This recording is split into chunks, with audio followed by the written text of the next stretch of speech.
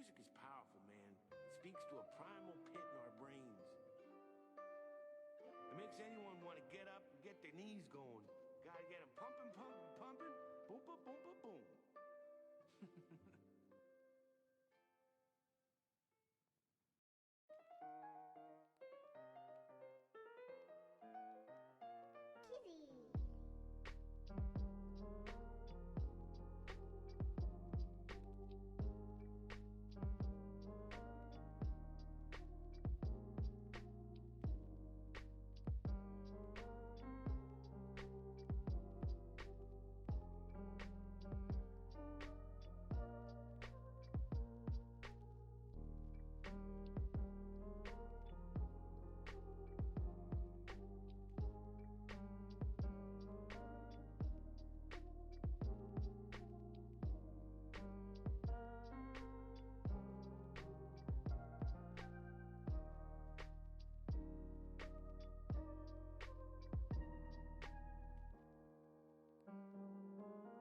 You mean I can't see her again?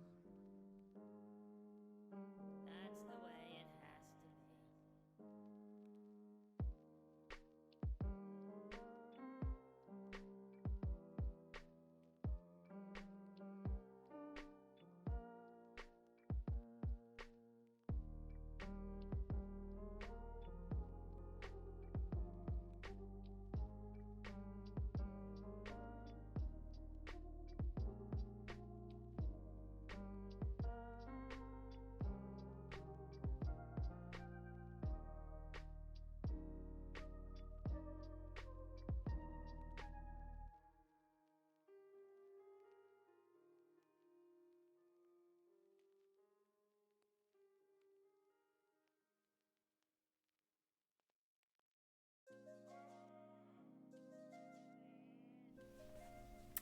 Hello, Calligraphy friends.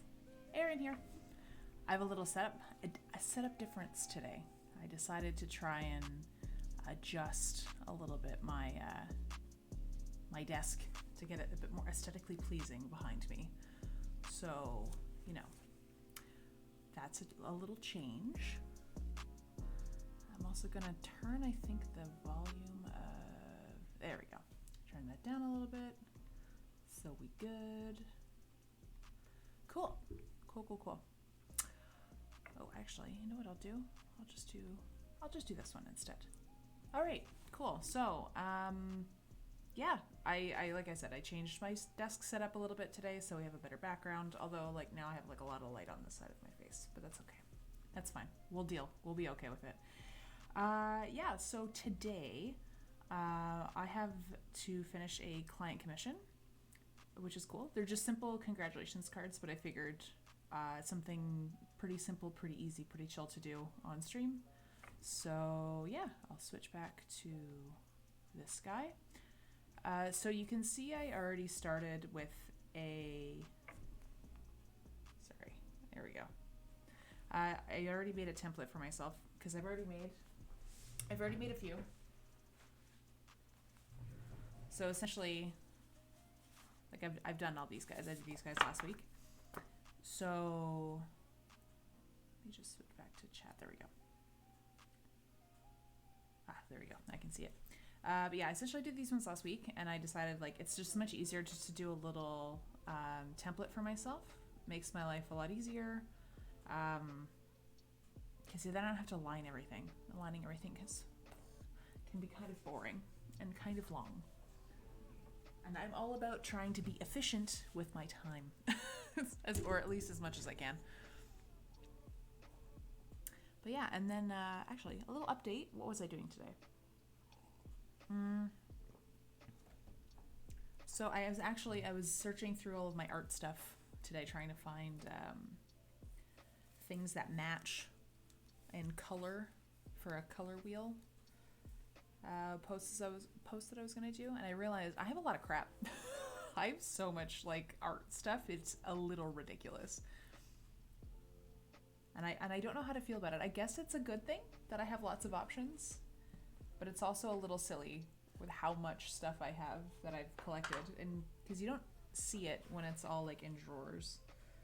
You only really notice it when you're looking for other things and you're like, oh, what about this drawer? What about here? What about there? It did give me a good opportunity to tidy up my stuff though. I think at some point I'll do a little office tour. I know I'm a nosy Parker, and I'm always curious what other people have in their like in their offices, like how they organize stuff and all that. So I'm like, oh, maybe it could be something interesting for me too. So I already have the color pre-prepped in this little guy. So essentially it's like a little suction cup that I can put my little inkwell in so it doesn't move. Actually, you can see it from the other camera down here how it's stuck onto my desk, or onto my light pad actually. So let's give it a good stir, because this is a calligraphy gouache that I used, and I have to mix it because otherwise the water separates from the pigment. So I'll just be here for a second. Don't mind me.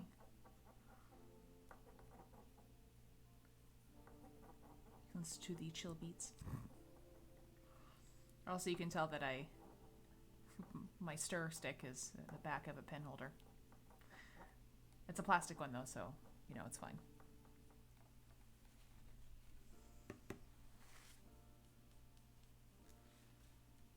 There we go.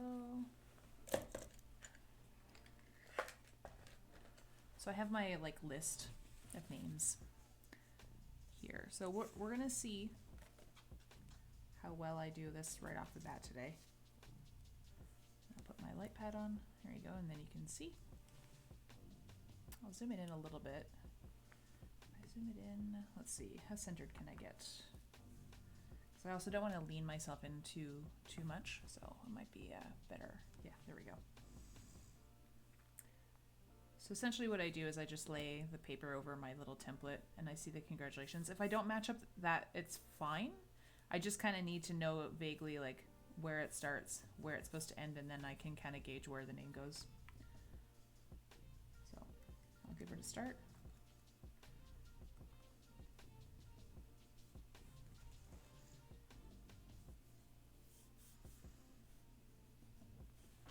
I'll adjust my seating.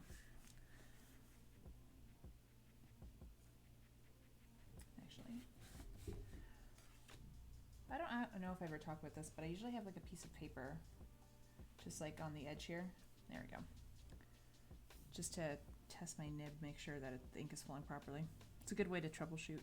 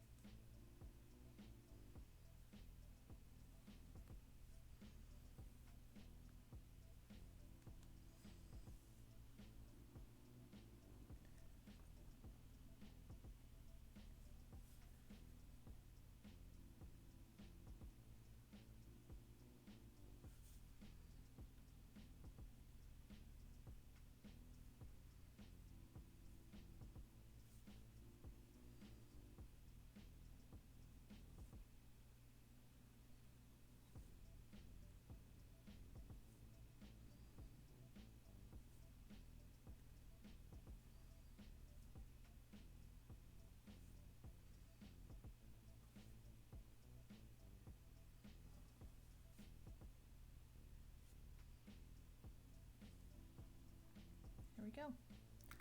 First one done. Yay! Actually, what I did forget to bring out is I have my drying rack, which I'll put behind me.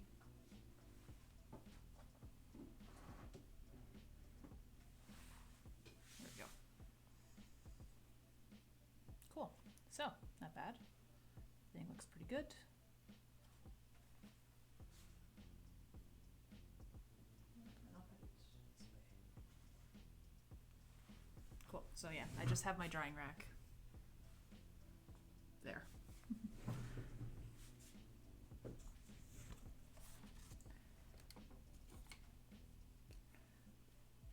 Just also gonna cross out the names as I go.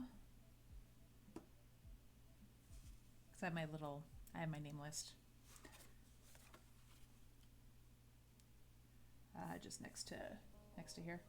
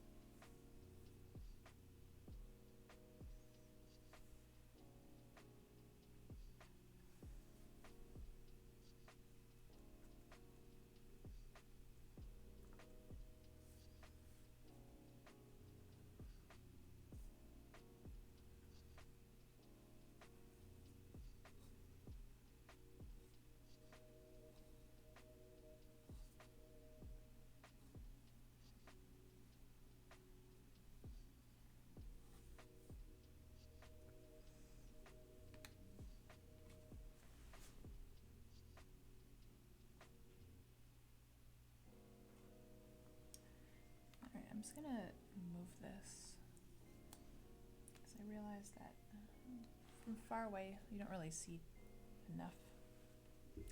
Oh, thank you, Faith. Hello. Just gonna move this over a bit. So yeah, I find when I was out a bit too much, didn't really see. There we go. So I'll do it like this.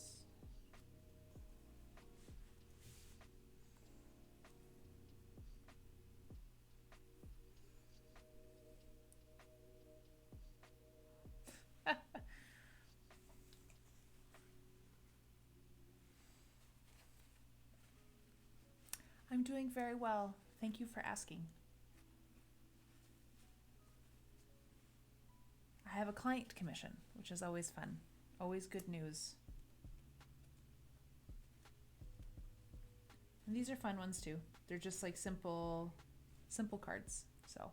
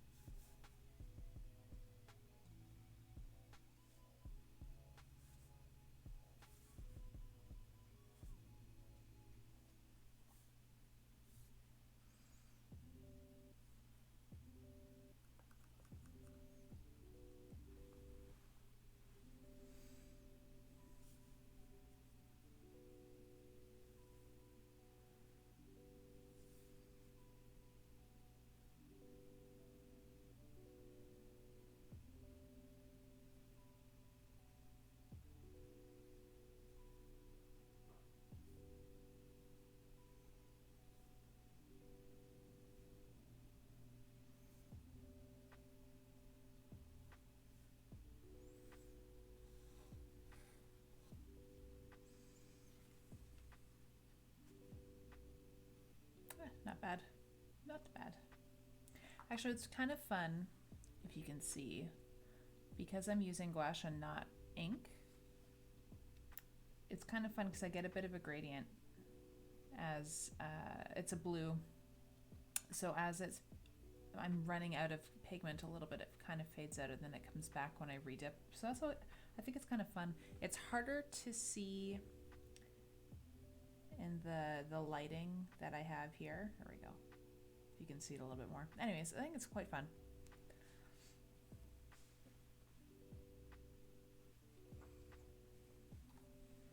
Like I said, it's just a nice simple commission today. Nothing that breaks my brain. Nothing too difficult.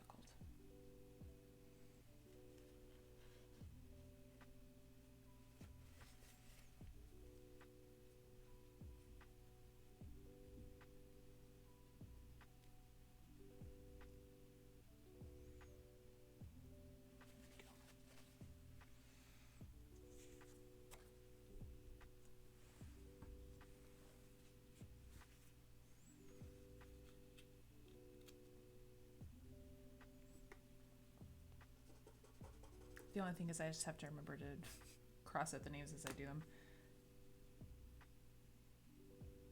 Which I tend to forget sometimes. So I'll sometimes double do names. Depending on what I'm doing. If I forget.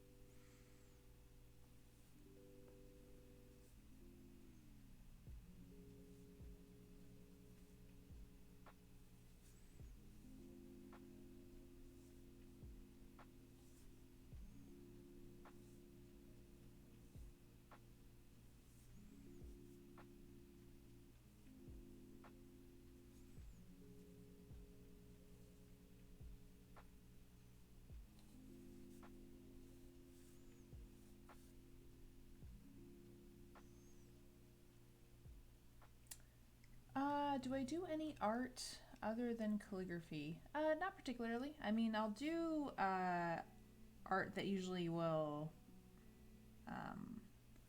comprise calligraphy in it, in pieces, but I didn't go to art school or anything, so I have a very limited knowledge in other forms.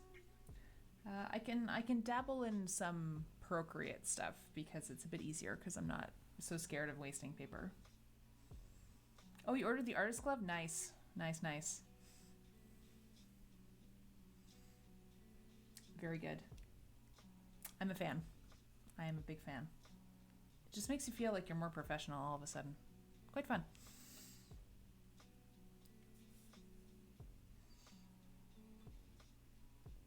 How has your practice been going along? Have you been practicing at all?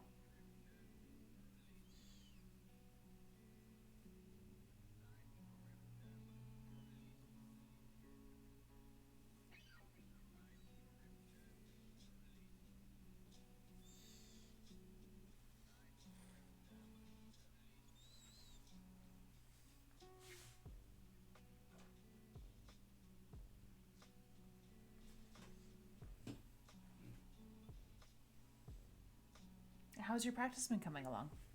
Did you did you did you implement any of my my light and friendly suggestions?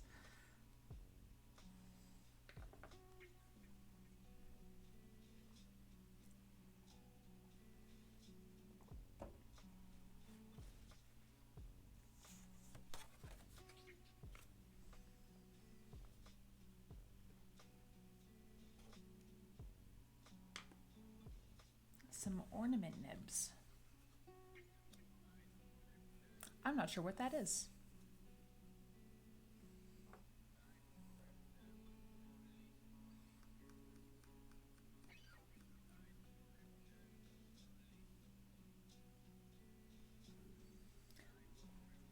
What are ornament nibs? I don't think I've ever heard that term before.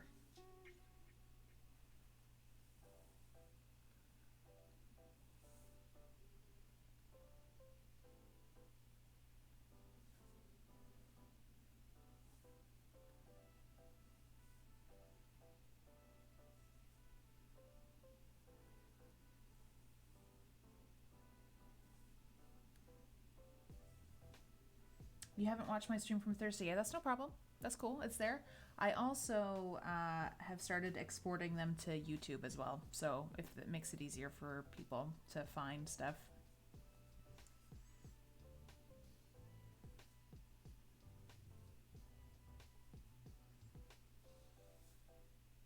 Oh, yeah. They're like the Speedball, like the C series, I think it's what it's called. Is it C series? Perhaps.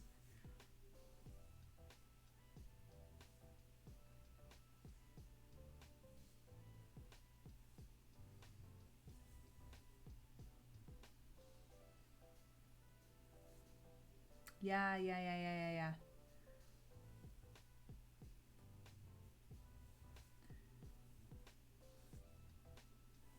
I actually just did a print that probably could have been done in real life and not digitally with one of those nibs. And I think, hold on, I think I know which ones you're talking about. Hold on. I have so many nibs. It is a bit ridiculous. Oh, sorry, the D ones. It's these ones, right? Hold on. These guys? B series? D series? Because I have these. I have those guys. It's a D0.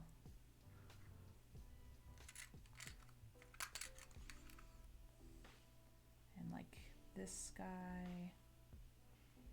These guys. I have a few. No, sorry, the C series are the broad edge ones that I don't use often, which is why I said that by accident. Very cool. Yeah, my all of my nibs for all occasions.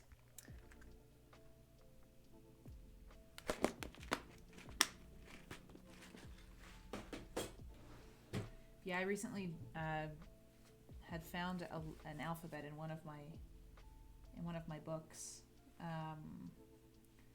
that I was like, oh, this needs to be digitized. So I spent a few days, a few hours over a few days, digitizing them in Procreate last week, and I just put them up as a print, and it was all essentially monoline. There was no weight on it, but it was really quite fun.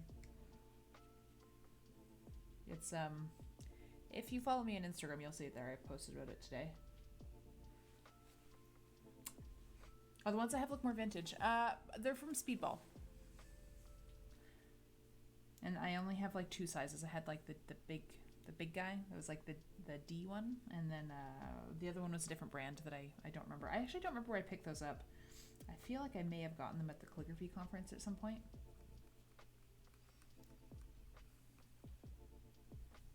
But I honestly don't remember.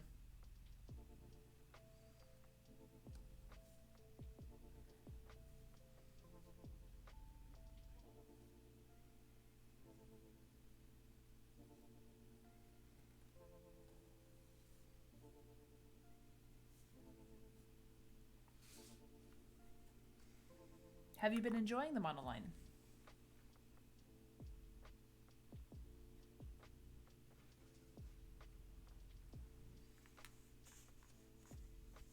You live in England, so you ordered them from a UK website. Oh, okay, fair enough. Yeah, I guess I think Speedball's American, yeah, so that would make sense why I would have a little bit of an easier time accessing.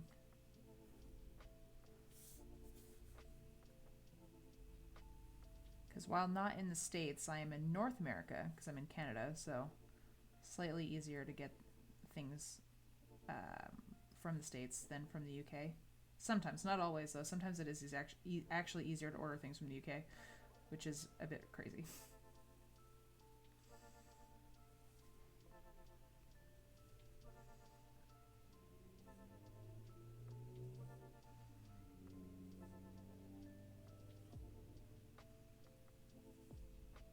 I'm actually thinking you probably have like access to some really good stuff too if you're from the UK, because you guys have like, I think you may have one of the oldest guilds for Western calligraphy in the world, I think, if memory serves. You tend to get intimidated by the pros, so you don't really join guilds or anything like that. Oh, well, they should be very nice. I mean, I joined a guild within my first year of learning how to do calligraphy. I mean, and it's not like I was very good when I first started, that is for dang sure. But usually guilds are just for people who are interested in calligraphy. It's not necessarily like you have to pass a test, or at least that's how it is here.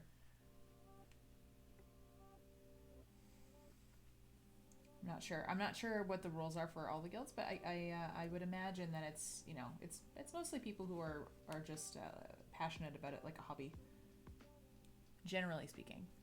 But again, I can only really speak for the couple of guilds that I'm more familiar with, that I deal with. Oh, just casual. Just started with it 2 days ago. Oh, that's fun.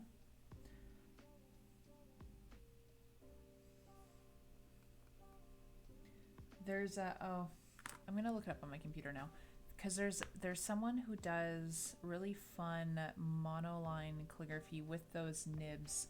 I think it's like, his class is called like Fun with a Bent Nib or something like that. Hold on, I will share it with. I'll tell you who it is that I'm talking about. Just give me 1 second, and I will give you that info, because I know that there's someone who actually does that, who teaches it.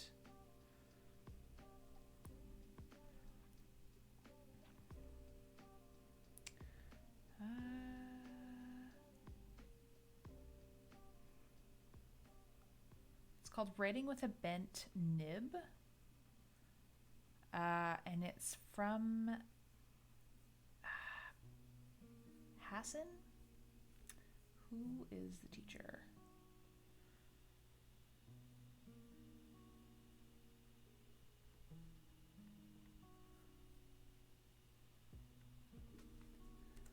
Here, I'm actually going to drop it into the chat what I am talking about. Here we go.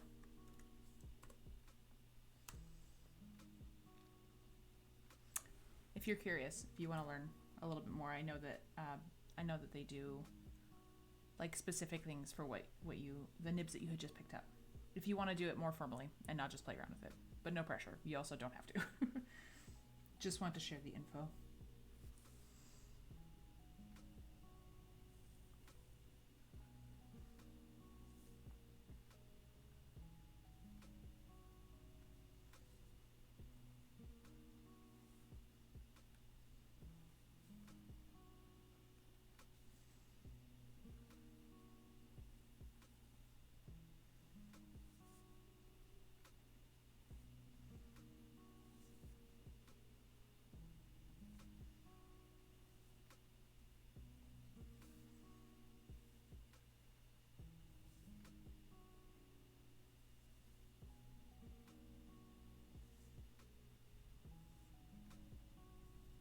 Oh, my pleasure.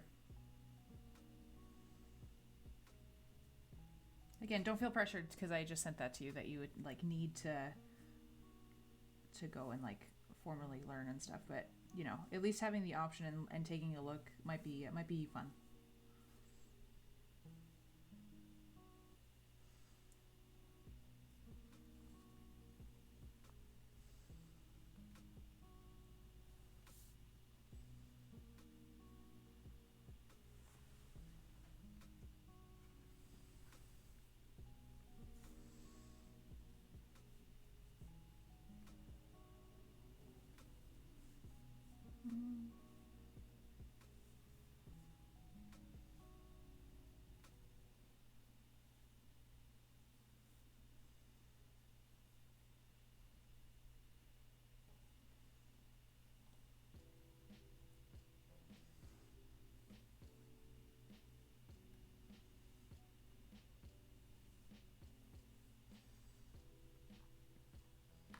You want to become the jack of all trades, master of none. Actually, you know, that full quote is actually kind of means almost the opposite of what most people use it for.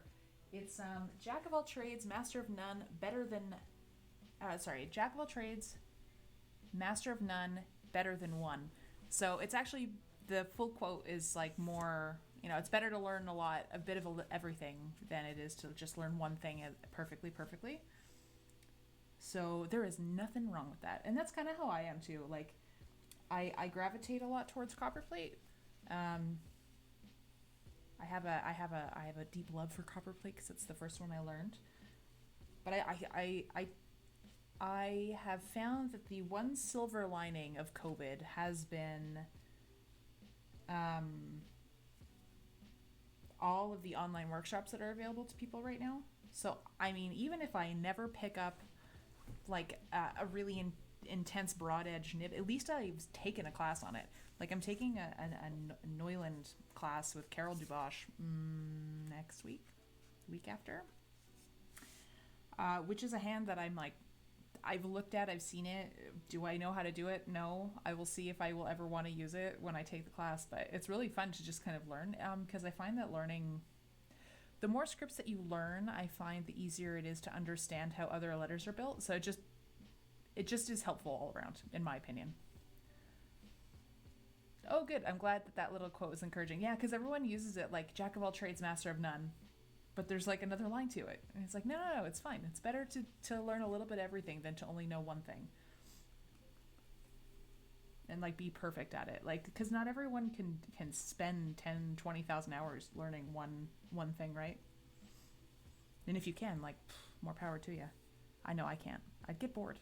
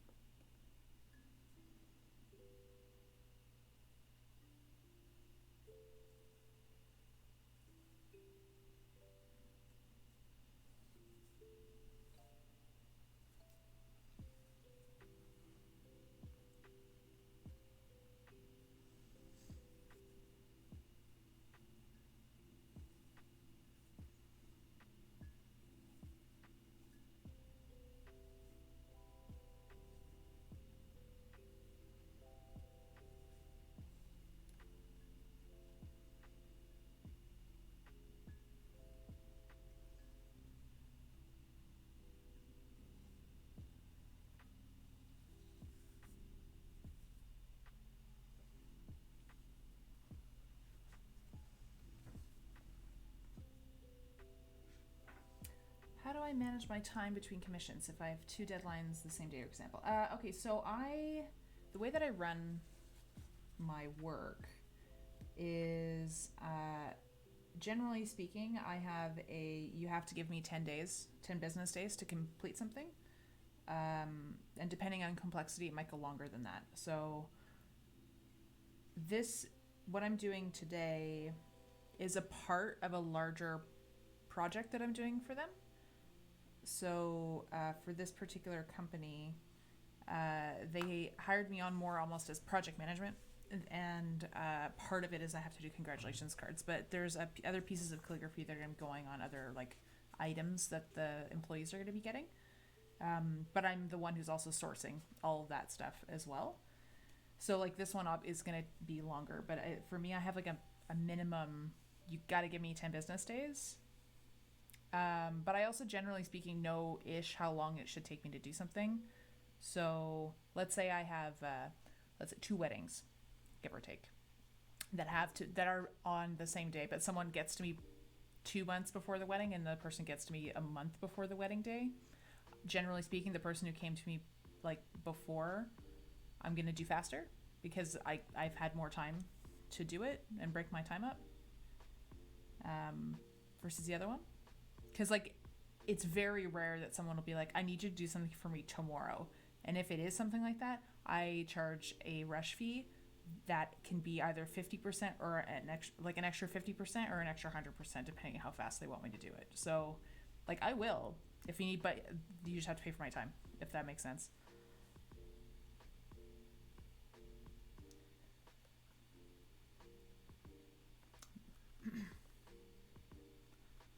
But yeah, I find the 10 business day window feels like pretty good for me right now.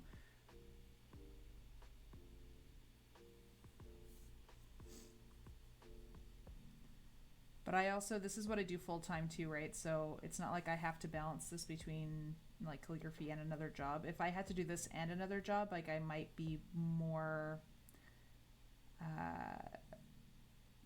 like strict perhaps with my time, I suppose, because I'd have to balance this and like possibly a full-time job, but because this is what I do all the time, like if I have to work longer, it's okay. I'm working at home. So it's cool.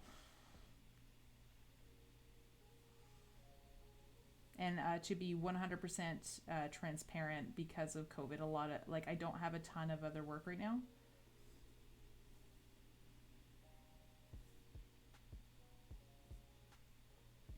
It's part of the reason why I'm able to stream.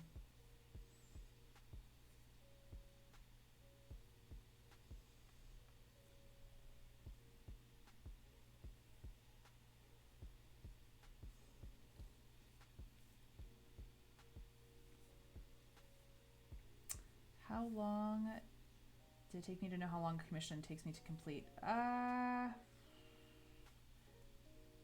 mean, when I'm obviously much faster now than I was when I first started. But I mean, if this is 50 congratulations cards and it's just the 2 words, I mean, it's maybe 2-3 minutes per card, whole max. That I need to do. It's longer now because I'm talking at the same time, but I can kind of extrapolate how long that would take me. But which is why I kind of build in that 10-day period for myself. Because even if it's something that's only like 10 cards, I want that 10-day buffer. Because you never know, maybe someone will come in and at last minute and ask me to do something, and I don't want to be like, well, I can't, you know what I mean, as well.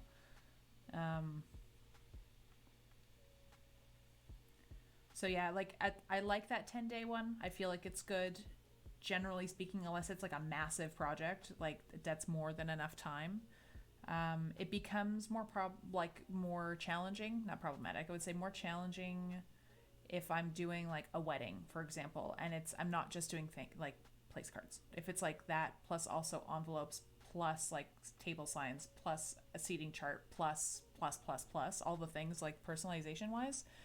But generally speaking, those don't all need to be done at the same time. Usually like it's envelopes first for all the invitations, then it's going to be, we need our seating charts as people start RSVPing. So we need that done, and then like the table numbers, and then like the place cards after as well. So like you can kind of gauge it depending on like the order of operations of when people need things done by as well.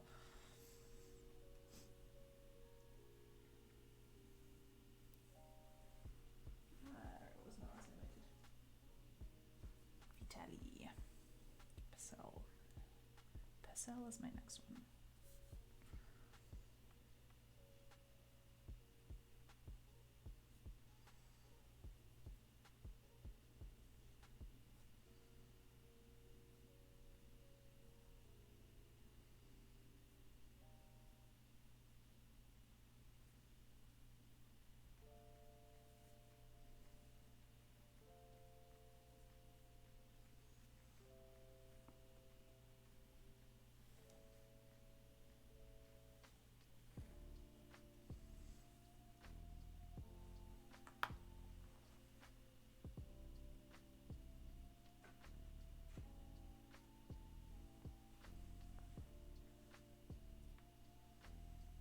Is there a favorite type of work I really get excited about? Honestly, live gigs. I love live gigs. I think they're so much fun. Especially because there's a time where they start and end. There's like there's a block of time in which I have to work, and then before that you can prep a bit, and then afterwards you're done. So those are fun. I like being in front of clients. I think that's also great. I'm an extrovert by nature, so I like being in front of people. Really fun, and I like being able to do this live because it's really fun to watch people's reactions of like, oh my god, your writing is so nice or whatever, and like because not a lot of people do it, it becomes like really special for people. Like engraving, for example, if you're engraving in front of someone, they're like, how do you do that by hand? And I'm like, because I practice a lot. I have a lot of wine bottles at home that are empty that I have practiced on, so really fun. Oh, cool, you did some calligraphy at a festival. Nice. What kind of festival was it?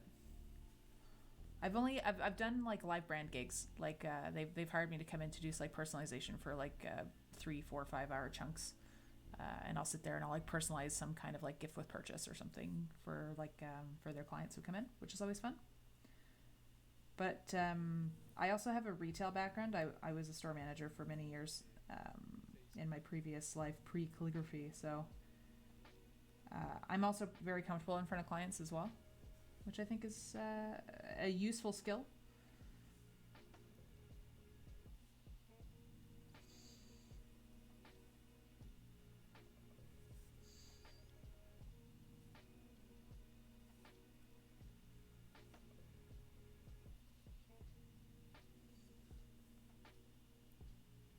So I've never done the festival stuff. I've only ever done like the branding stuff.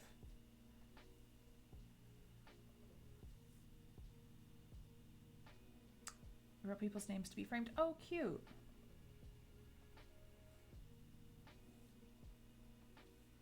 This congratulations cards. Not good. No, I'm way off on my spacing, so that one will be garbaged. Yeah, it's so fun to watch people like and interact as you're doing it. It's so fun. It's kind of why I like Twitch, honestly. Gives me an excuse to like interact with people who are not my husband. Not that I don't love my husband, mind you. I love him very much. But because we're on a pretty strict lockdown, we can't really see people right now, so.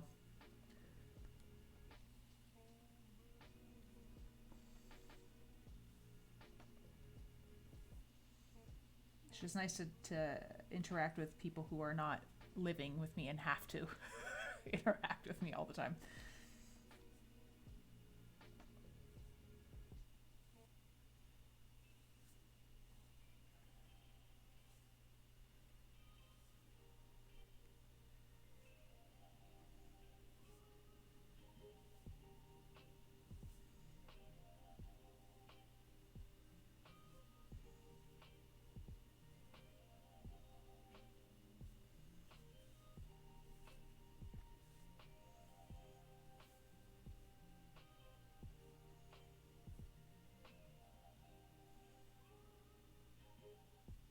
Oh, stream. Oh, nice. What would you stream? Would you stream calligraphy, or would you like stream some games? Like actual gaming content?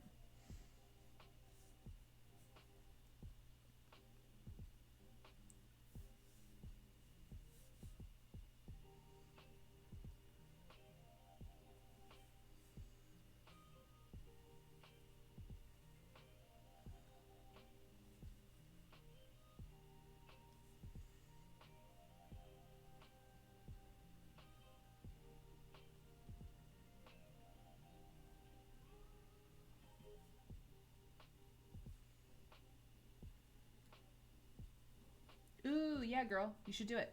Sorry, I said girl. I assume, but maybe I'm wrong. But no, yeah, do it. Do it. I've been trying to convince some of my calligraphy friends to be like, you should stream on Twitch. You can't leave me alone here. You should do it with me.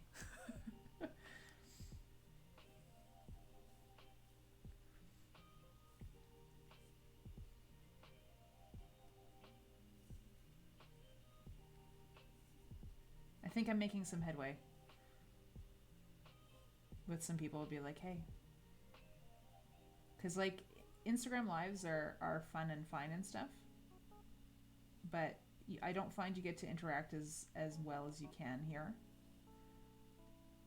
Plus here there's more how shall I put this? There's a higher chance of like just people being introduced to calligraphy on Twitch than on Instagram, because on Instagram usually people are already following you and then they'll watch you. Whereas here it's just like, oh no, it feels like, oh yeah, like that's kind of cool. Like let's watch this person do a thing that I've never seen before. So far I have had no luck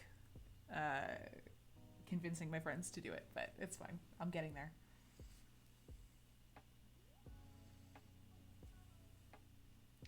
How do I deal with requests to require me to write famous quotes? Generally speaking, I don't do them for the same thing because of copyright. Unless it's in the public domain. Like I usually steer away from it. Especially like on Etsy, I won't do it because I've had too many people I know have had their stuff yanked off or blocked or something on Etsy because they don't realize. So generally speaking, I just steer away from it. If I do something that's copywritten that you see, generally speaking, it's because I've done it for free as like a gift to someone. And thank you for the compliment on the F.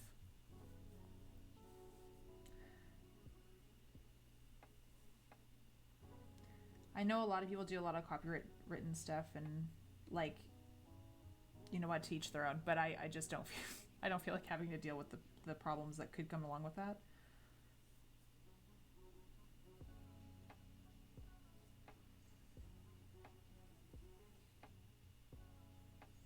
Yeah, no, it's not popular on Twitch yet. I'm my goal. My goal is to get more people on because I feel like it's such a great medium.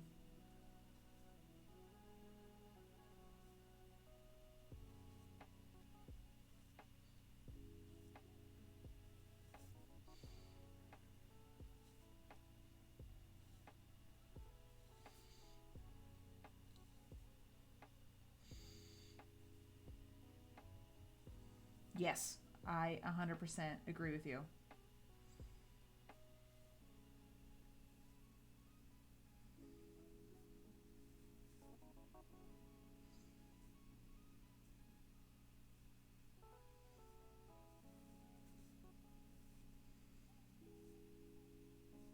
Because I feel like if it can work on YouTube and stuff, like why can't it work here? You just get to watch me do it live and then ask me questions while I'm doing things.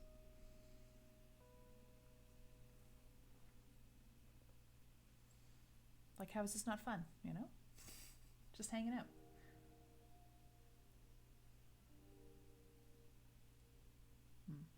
I have a feeling this name is misspelled, but I'm just gonna do it. I don't know if you ever get this problem, but like, or the problem, this thing where I'm just like, I'm pretty sure this name is misspelled. Cause like this feels like this should be Bernard, not Bernd. I feel like I'm missing a letter, but it's not my problem. It's not my job to, what's the word? Like, spell check people's names.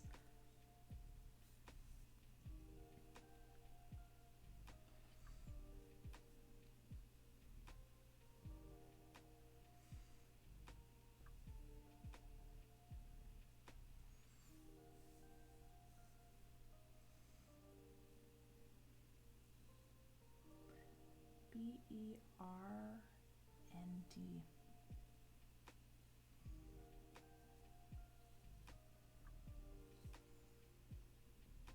I don't know, maybe I'm wrong.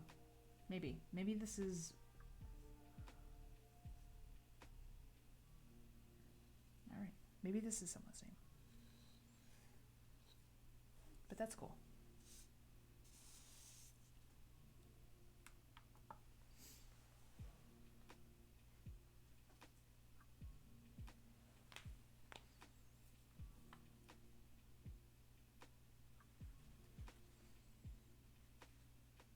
I'm just gonna follow the list.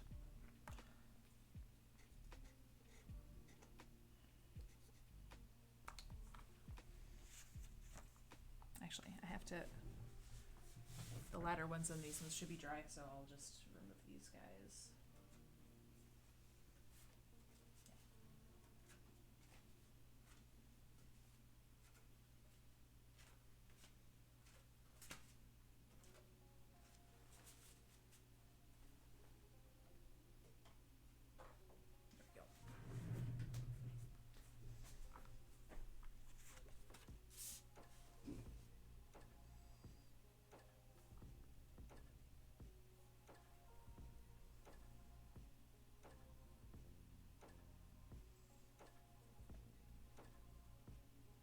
Do you get a lot of commissions, Faith?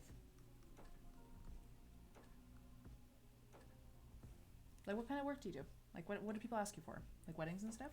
Or just like names, quotes?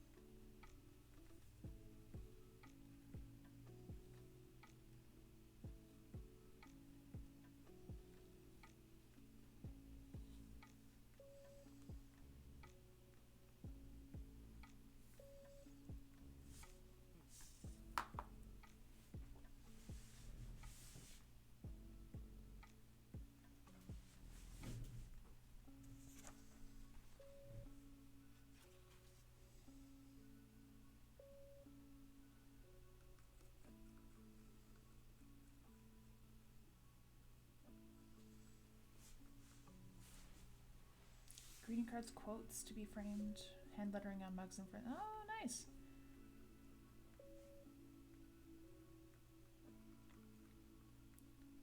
Oh, I'm sure. Was it like a Christmas gift? Because that's really cool.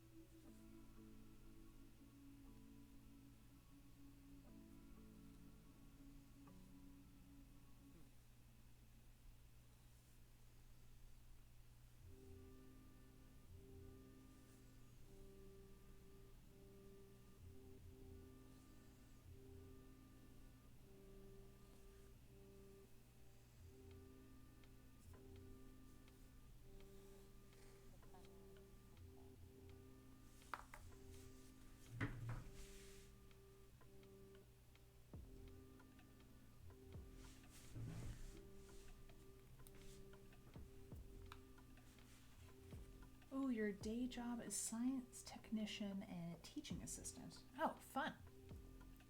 So fancy. Excuse me. I'm trying to be a science teacher eventually. Oh, that would be so fun.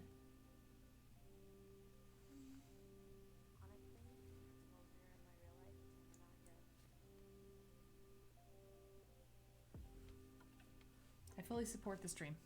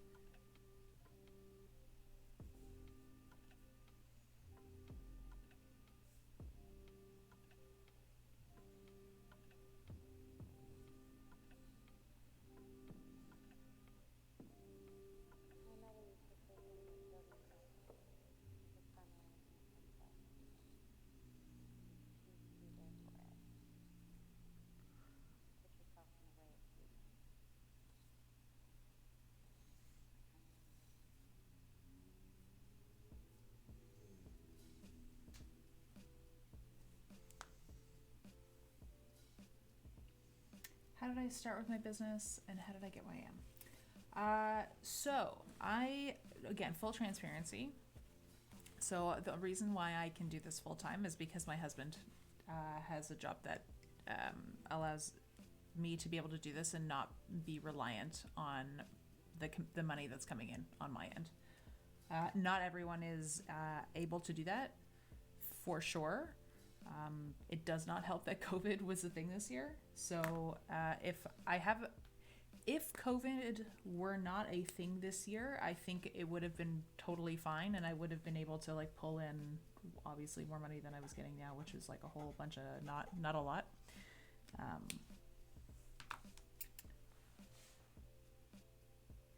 Because let me see. Let me switch. You'll just see my face. So when I first started, I was super unhappy with my job, where I was, what I was doing. I thoroughly disliked it. So I quit and started doing calligraphy. Most people do not have, don't have that ability to do that. I don't have that privilege. So I know that I'm very lucky. However, the minute I went full time, because I was involved with the guild in the city, and people knew me. A lot of people who are doing calligraphy in the city have full-time jobs and they can't take on contracts. So I got a ton of referrals when I started. And so within my first 6 months, I had a ton of commissions, and I was already working in stores and doing live gigs. And the thing is, I started a bit late in the wedding season. I went full-time in June, July. So I wasn't, how do I put this? I wasn't in the right time frame to pull a lot of wedding clients in. So I was like, cool, let me do wedding shows and we'll get it on track, no problem. So I started doing that, and I was starting getting interest and people coming for weddings. And then I was planning on having a huge past summer and past year, but COVID then decided to like be like, what's up? And I'm like, great. All of the interest dropped. No more live events. Corporations were just like, we don't have the funds. We can't do this thing. So in the interim in Canada, it was very generous what the government did. They did like a $2,000 a month for like 6 months, where everyone was getting paid out of pocket, like from the government. So it was good. So like, yes, I am full-time calligraphy, but like, to be fully transparent, like I am not self-sustainable currently right now. And the reason I'm able to do this is because my husband is, his job is able to pay our bills. Like with money coming in on my end, it's great. But like, yeah, just to give you context, if COVID wouldn't have happened, I'm sure I would have been able to do better. But you know, it is what it is. Everyone's in the same boat. So I don't want to come across as being like ungrateful or like complaining. Like I'm in a very lucky position right now. But how did I get to where I am now? Honestly, because I have friends that like, they give me referrals, which is super great, and I've really tried to make connections, and not just like networky connections that can feel really forced and garbage. I don't know if you've been on the receiving end of those people. Like they talk to you, but they only talk to you because they want something. So I try and like have like genuine connections with people who are in like the industries that I'm interested in working in. So it's helpful because then you get like a good reputation, and I'm the benefit of that as well is I'm also not I don't gatekeep with information as well. So if you ask me a question of like, how did you do this? Like, I will tell you, like, I don't care. You can either like, which is helpful too.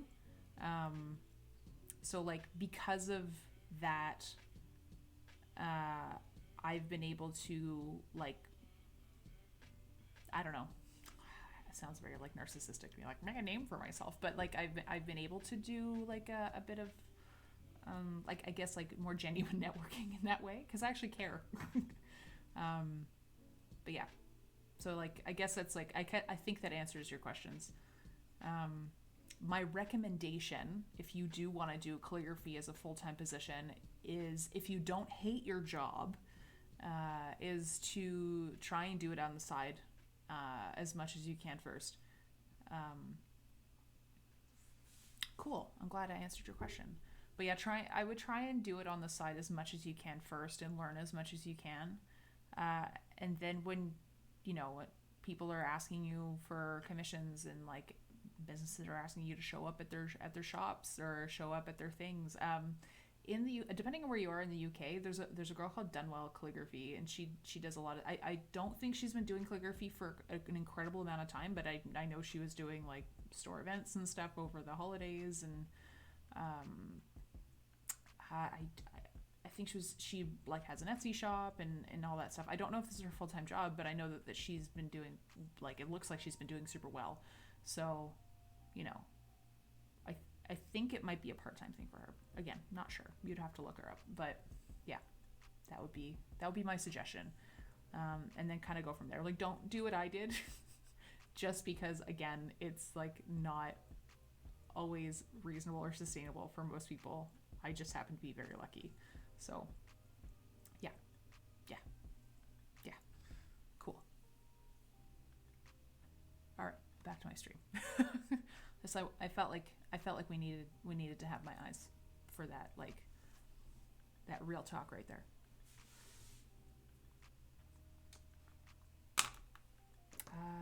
So I have to cut actually a bit more cardstock because I undercut how much I needed. I need 1, 2, 3, 4, 5. Yeah, my God, my pleasure.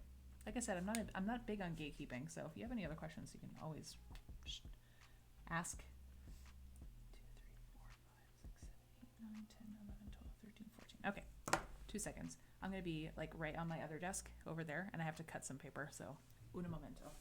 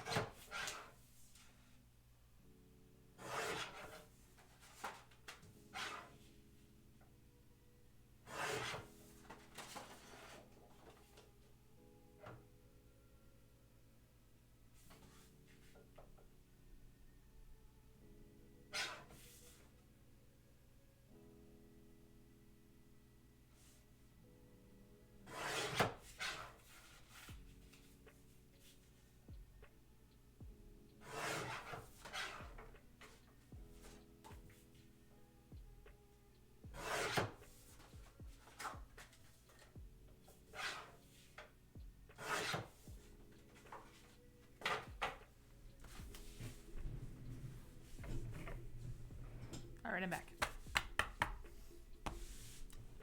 Sorry for that. I just needed to cut some. I was running out. You don't hate your day job yet. This is great. This is wonderful news.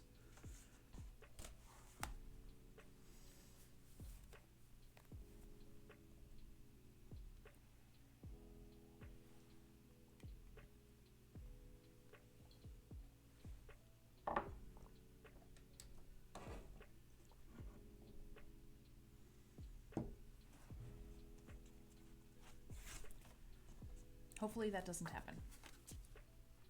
That you do end up hating your day job.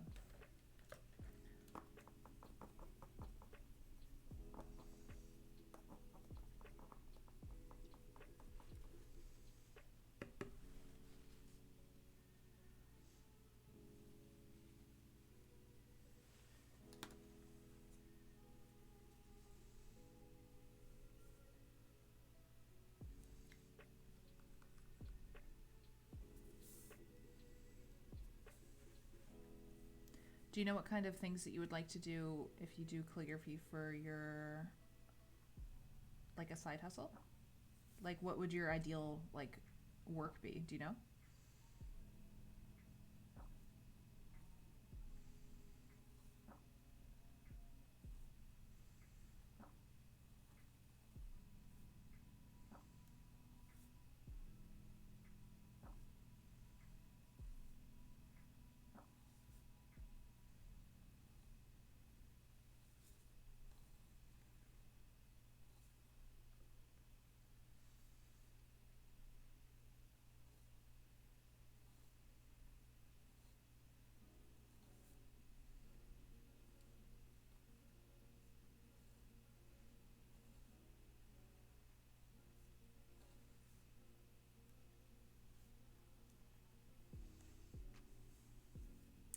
Oh, greeting cards is fun. So the job that I had before when I was working in retail, not the one I hated, the one right after that one, was, so if you're in the UK, which means you have Clintons, if I remember properly. So or I don't know if they still exist, but I know that they did. So Clinton's was owned or is owned by American Greeting, which also owned Papyrus, which was the brand store that I used to run when I was still working retail. So I'm just gonna adjust my brightness on my webcam because it's not fab right now. It's like really blown out and weird. So give me just a sec. I'm just gonna fiddle with that for a moment. Nope. That's a bit better. There we go. The thing I'm learning right now is I need more light. Anyways, yes. So I ran the like high-end equivalent of Clinton's in the city I live in. So I'm very familiar with the card business. And you are indeed correct that people do throw them out, but people will also pay a premium for a really nice one, regardless of tossing or not, because it's more about the person giving than it is about the person receiving.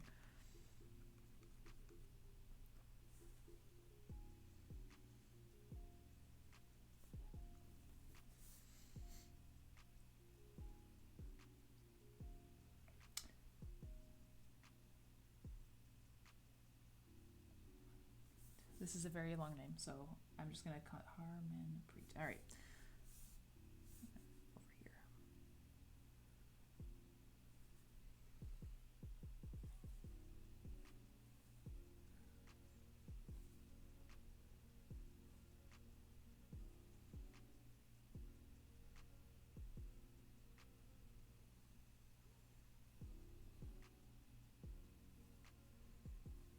I might redo this one again.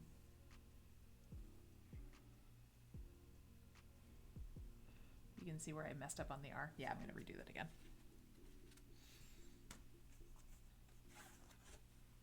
So yeah, people are totally willing to do that for sure.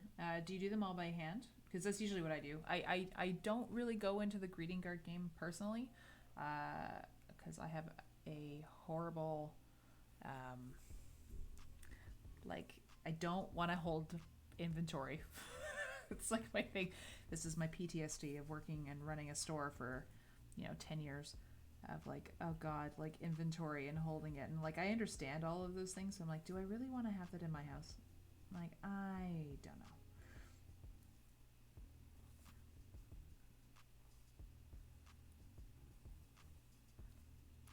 So for me, if someone wants me to make cards, I do them like this, like as needed. I don't keep them in hand. Do I hate doing things? I can price them at a premium if I'm doing them all by hand. So I guess it just depends.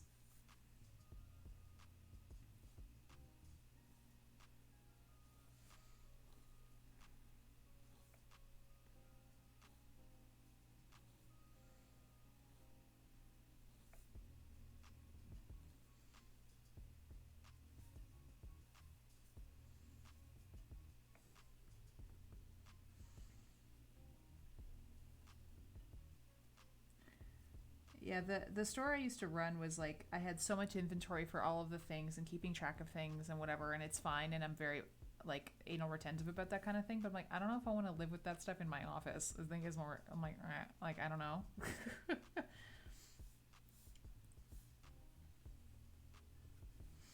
But hey, if you love inventory, you do you. That's cool. But I always reserve the right to change my mind. This is how I feel right now. Maybe in 6 months I'll be like, you know what? Give me that inventory. I can do it now. I've gotten over my sticking point.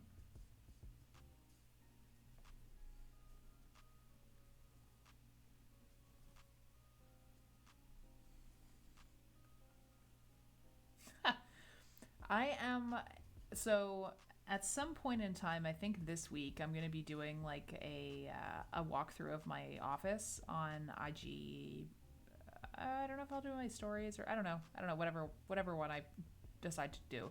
I have a lot of stuff in my office already. I just keep it really organized because I used to manage a store, and I'm just like, I literally can't with things just all over the place. It drives me crazy. But like, the minute you have to start dealing with inventory of things that you have to sell, I'm like, like, I'll just keep my own things organized. Like, I have way too much. I have like so much paint. I have so much paint. I have so many nibs. I have so many, like, why? I'm one person. Why do I need all these things? I like looking at them. I don't know.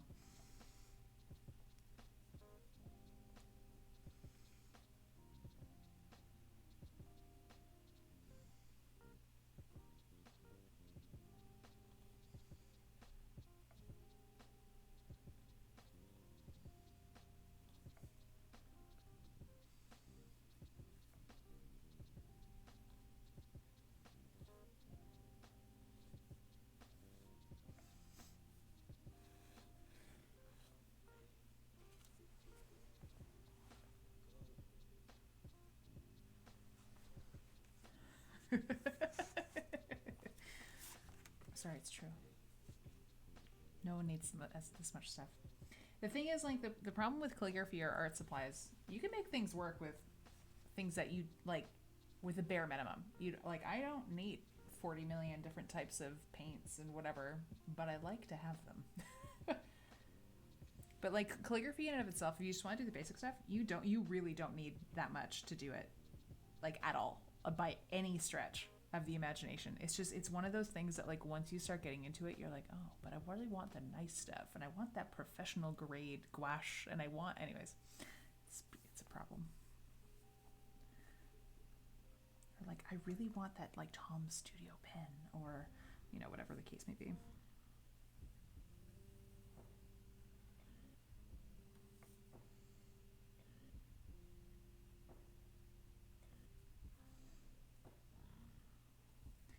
I saw on TikTok last week, I think, of like someone was talking about art supplies. Like, I think that there are two different hobbies. There's the hobby of collecting art supplies, and then there's the hobby of actually using those art supplies. And they're two separate things for two separate different types of people. And I was like, yes, 100%. Thankfully, I'm more the latter than the former, but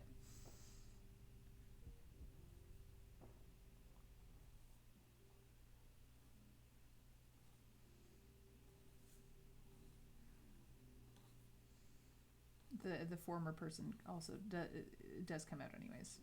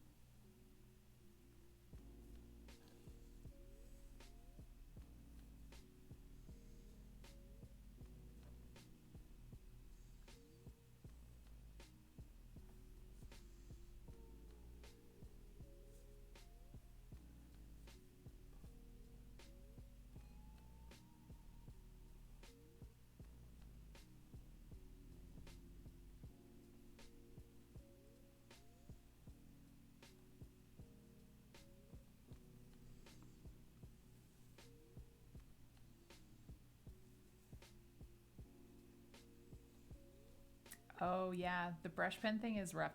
I thankfully didn't get too bad into the brush pen stuff.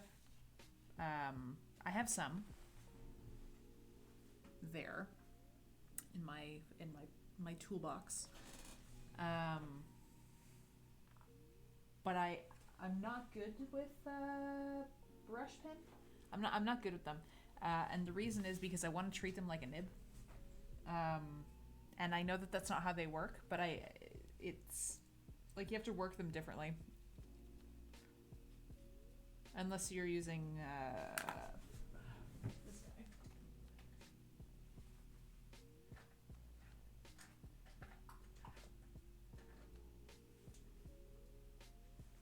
I find unless you're using like these guys, which are those there we go, like the hard tipped ones. Yeah, these I can make work well for like what I like and the look that I like, or the Pentel ones, like these guys, the Pentel Touch. These guys are good for that type of thing. But all the other really big chunky brush pens I can't make work properly, but I also haven't taken the time to sit down and do them correctly because I always want to make them look like I would with a nib, and that's not how they work because I'm dumb and I'm also stubborn. So I'll use those if I'm just like fiddling around and practicing, or go on my iPad and do something. But like I have a bunch. Why do I have them? I think I had ordered something from John Neal Bookseller that was like a sample pack or something. I was like, oh, let me see what these work like. And I was like, oh, I'm glad I only got a sample pack, and like, because I don't really lean in that direction personally. But I do like the ones with the stiff tips. Econoline brush pens. Because I have a lot. So actually, sorry, I'm lying. These are also good if you do broad edge. These ones are actually really good, I have to say. The Pigma Calligrapher. I think they're new. Also, do I have a Econoline? I don't think so. I have a lot of things from Zig. I have these ones, which are the Pilot Parallel pens. This is a fun one. It's an actual, like, has an actual brush tip, which is interesting. Like, it's actual separate fibers, which is cool. I don't think I have an Econoline. No, I don't think so. But good to know. Actually, I'll take a peek.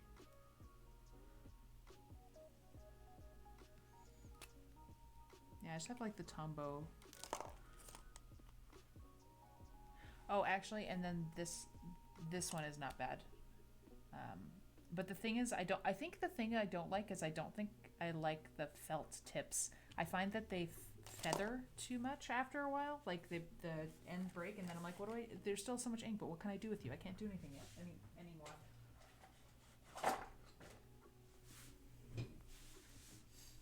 Yeah, the Brushables, that's because I find that they haven't, I don't know what the pilled, I guess.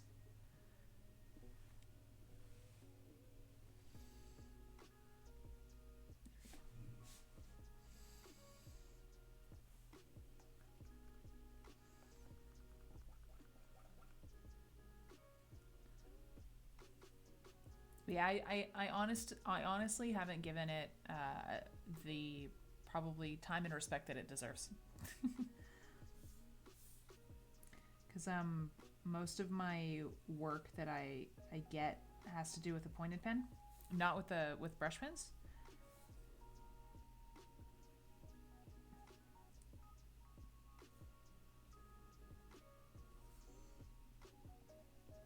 But I also know that it's a good place for a lot of people to get introduced to calligraphy because you don't have as much troubleshooting that you have to do.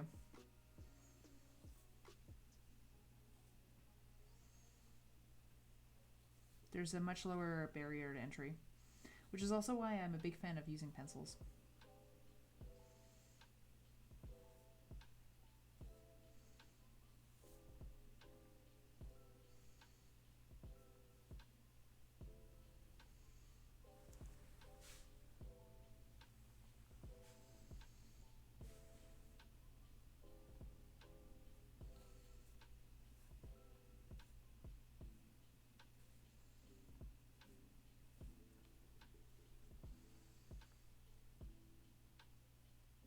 Oh, I didn't know that you can remove the nib and flip. Interesting, interesting.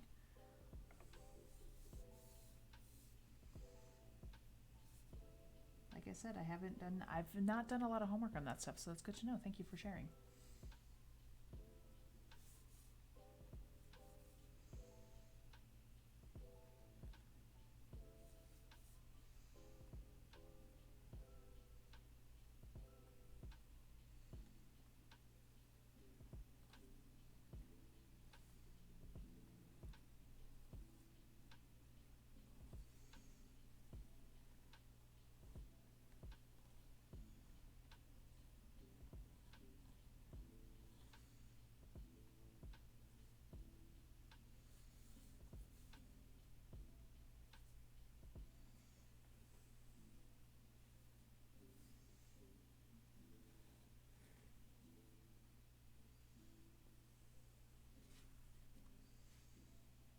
I'll have to look that up after the Econoline ones.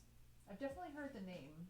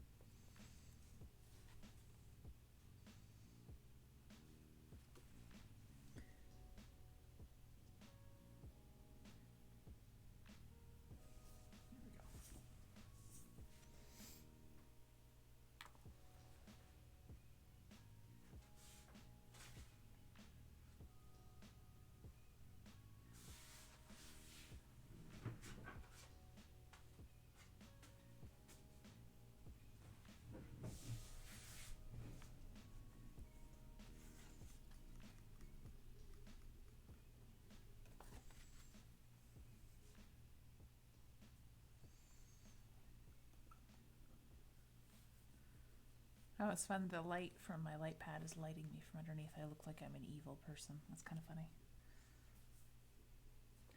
I feel like I should be stroking like a white cat and plotting my evil plan to take over the world with calligraphy.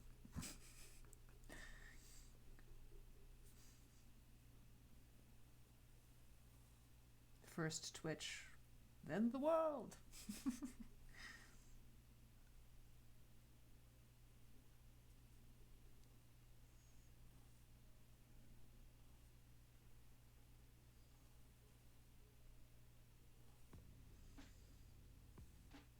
Ah, yes, my red wine. I don't have red wine. I just had my tea that I was sipping on.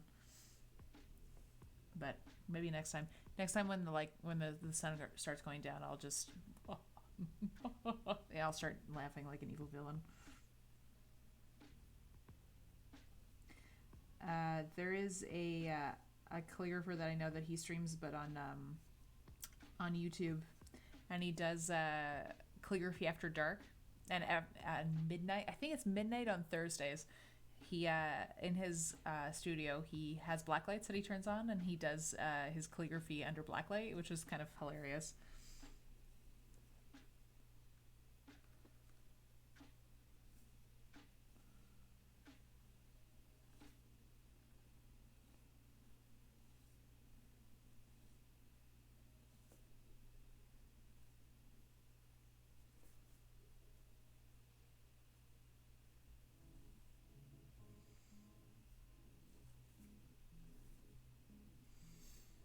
If you ever want to watch him, it's Mr. M.G. Ward. He mostly does he does a lot of stuff very, very well. He's from what I can tell, he's mostly does Spencerian. Incredibly talented though, crazy, incredibly talented. Who am I doing now? Jeremy.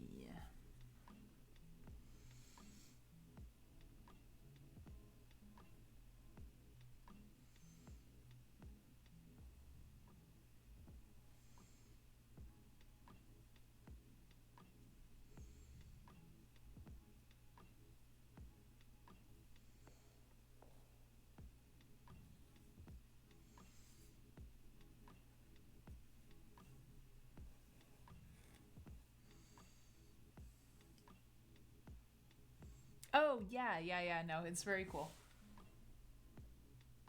He's also Canadian. He's in Vancouver, so the other end of the country from me. But he's very well known for doing leather calligraphy and foiling on leather and foiling in a lot of things. Honestly, I think that's his biggest claim to fame. But he's like incredibly talented. Again, but it's from what I've seen, it's a lot of it is Spencerian. But yeah, he has a fun time.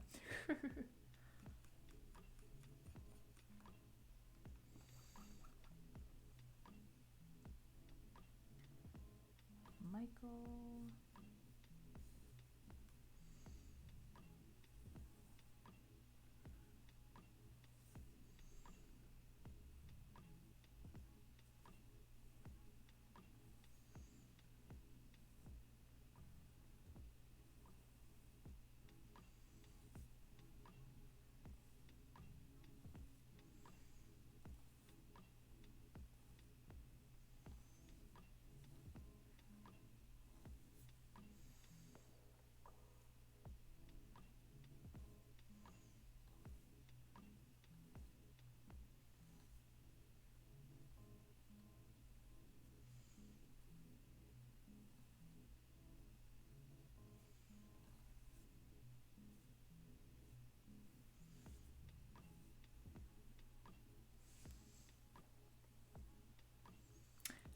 Honestly, I can understand that for sure, for why Spencerian's not like your biggest thing.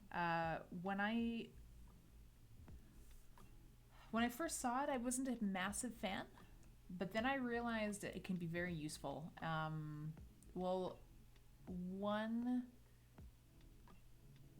it can almost be more legible than copperplate for clients because it looks more like handwriting. And I think if you don't have the shades on it, I believe that's called American Penman. If I'm remembering that correctly. And it's a lot faster to write than copperplate is because you don't have all the thins and thicks. So like there's to be, there are some benefits to it, but if you like the thins and the thicks, then it's not for you because it's mostly hairlines, except for like ornamental penmanship, which is a bit more, but it's mostly just on from what I can tell, it's mostly just on like the capitals.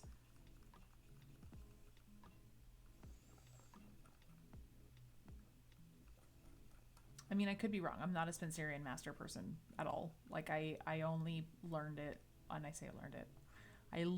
I took a very intensive class on Spencerian during quarantine. So I tried it out, and I was like, oh, okay. Like it is fat.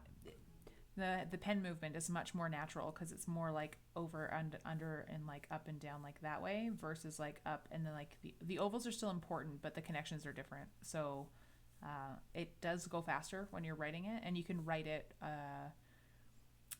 because you're not worried about thins and thicks. You can do it a lot faster with like just a regular pen, or like if you just have a fountain pen or something that doesn't have like the flexible nib to it. But again, to each their own. It's totally cool. I understand why it wouldn't necessarily be everyone's thing for sure, 100%.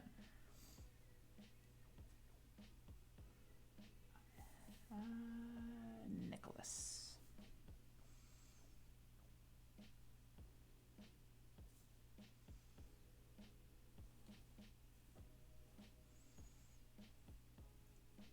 And it's N-I-C-H.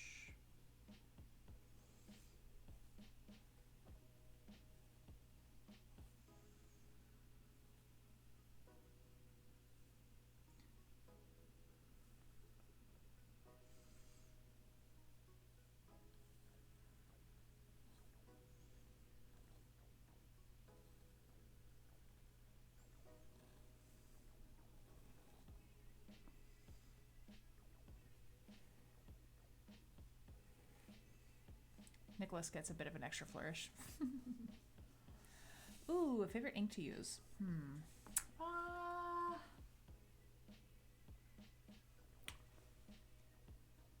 I'm going to ask you to clarify for what occasion / what paper. Like, am I practicing? Am I doing something? Because like the answer changes depending, like what's my favorite ink to use on like black paper, or what's my, you know what I mean?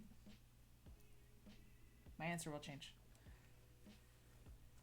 Or what's my favorite metallic, or yeah.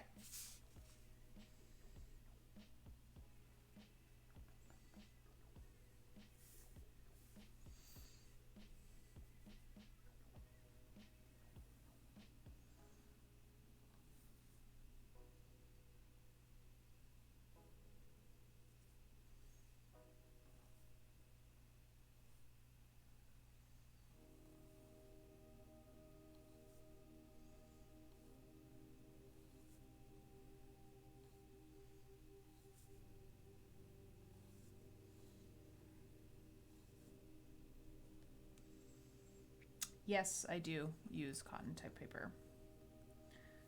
Once I'm done working with this, congratulations, I'll show you. I live right near a paper mill that then they hand make cotton paper. So I'm very lucky in the fact that I can just go and get some if I need to.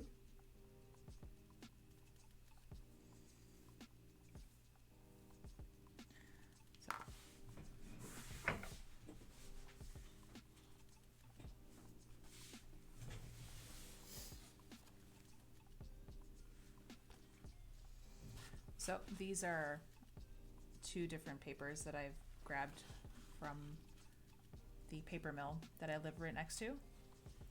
So this is very like super textured, deckled edge.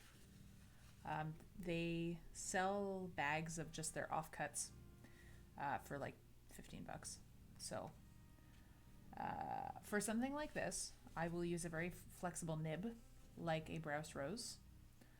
And if it's like a dark colored paper, I usually will use Dr. P.H. Martin's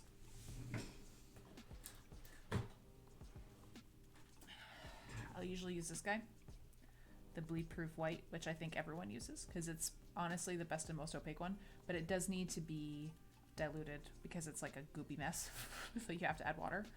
I usually use a mix of this with probably some white gouache. And then like this paper, it has pieces of wood like in it, which is fun. It was a challenge to like actually write on it, mind you, but like that is wood, like those little things in there, it's like little pieces of wood, and like, yeah, that's all little pieces of wood. So it was a little bit of a challenge to do, but as long as I use like a really flexible nib, then it's okay. But it just might take me a little longer to do because I have to go really slow.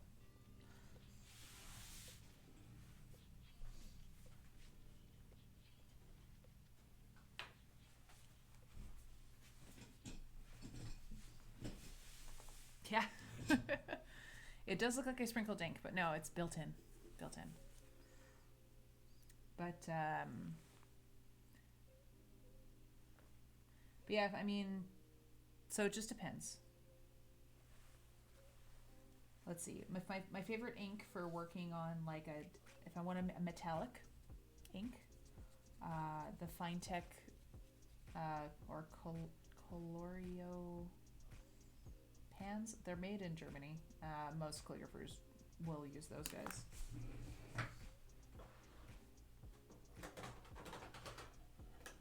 They come in a pan that either looks like this,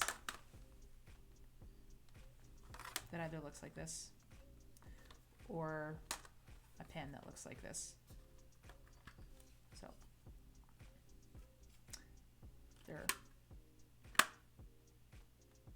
these are fun. So those are my favorite metallic ink brand, I guess.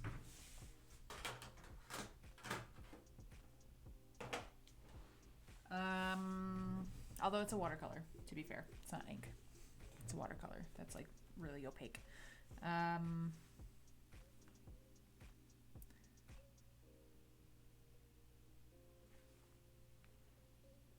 It actually might be easier for you to get them, to be honest, than it is for me because they're based in Germany, so they're probably actually cheaper for you to get them than it is for me.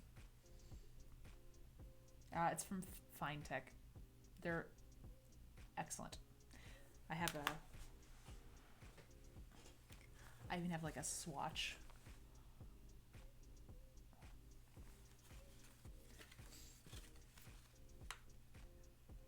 So, because I have some Winsor & Newton stuff, which I don't like. I'm not a humongous fan. But the Finetech stuff is good. It's just because I have a ring light here and I have a light over here. It's hard to get the shine on camera. Oh, there we go. You can see it a bit. But they show up really well on black, which is great. And then there's iridescent ones. So if you're looking straight on, it looks white, but if you change direction, oh, there we go. Yeah, you can catch the colors. There you go. Like, they're super, super nice. And then I have a rainbow palette from them too, which is fun. And then I have all of my whites I've tested. Whites and silvers. Yeah, I like having like a little swatch thing like this, like because otherwise I'm like, what am I using? But even just for like my regular gouache, I generally speaking, I actually don't use a lot of ink, like to ink unless I'm just practicing. So I use my Higgins Eternal. Usually if I'm working on something, generally speaking, I'll use gouache that I'll make into ink, which is what I'm using now.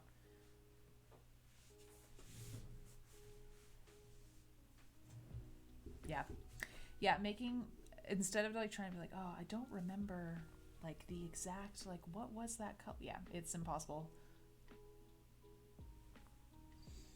It's just easier to make those little like swatch booklets. I'm sure too, if you use watercolor, you have those like the grids.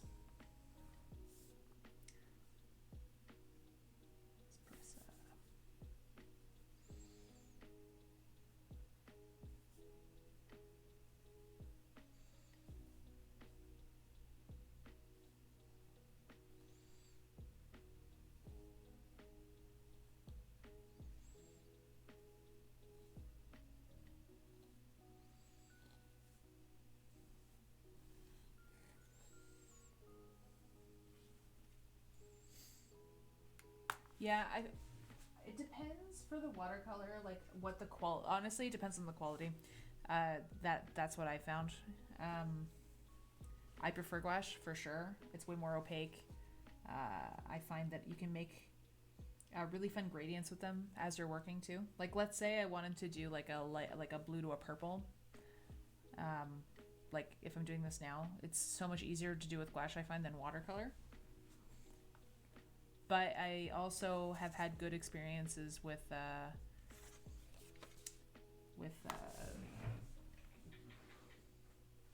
either the Schminky one, like this guy. I find honestly this little pan is super pigmented. It's crazy, like super crazy. And this is just like a student one. It's not like a crazy one. It's not like the professional grade from Schminky. Or see my messy palette thing on top, or this guy, which is like I think it's a Japanese one. It's from Kuretake. Yeah, it's made in Japan. And I like these colors too. If you make them thick enough, yeah.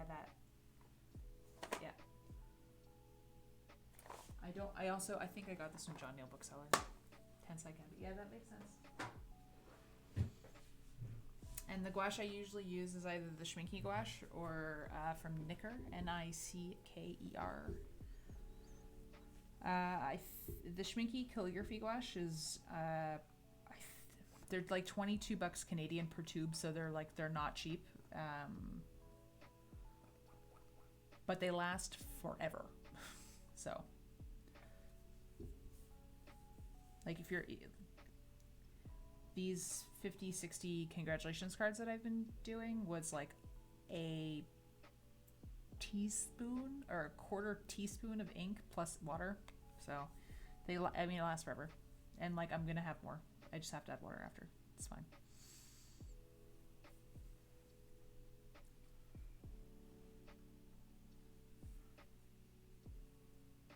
Like I find gouache like way more forgiving.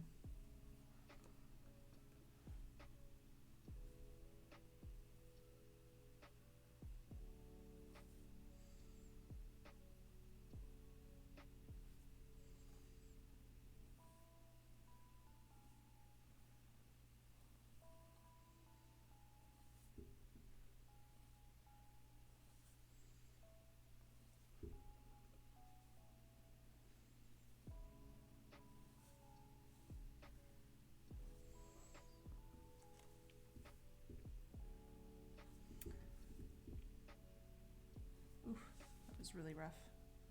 I don't like that one. Let's do that over again.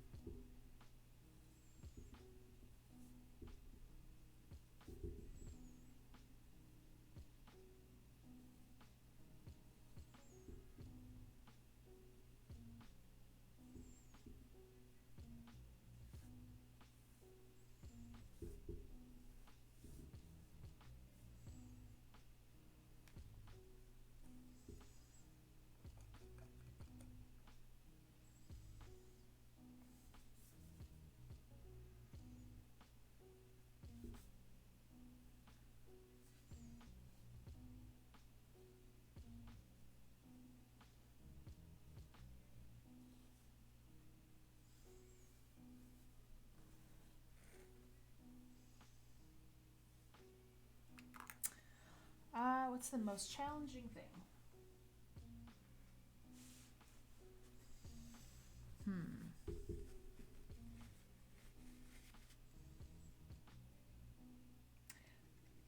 So this is gonna be a ridiculous answer, but legitimately, social media.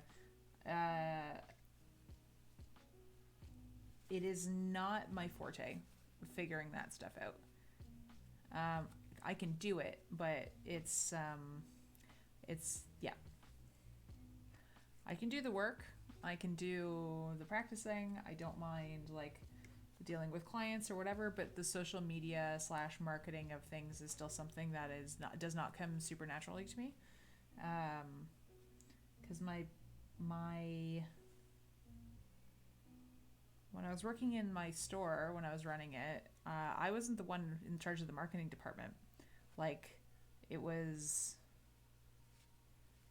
like we had a department for that, so I just had to follow the rules and like follow the instructions and follow the brand standards and all that kind of stuff. But when I don't have like directives in front of me, like I have skills and I can make things look nice, but it's hard for me to keep up with that whole like social media thing of like, oh, you have to document things and like keep things like up and like engage with your audience and like all of the different social media platforms and all that kind of thing, because like it's hard to get clients unless you do that.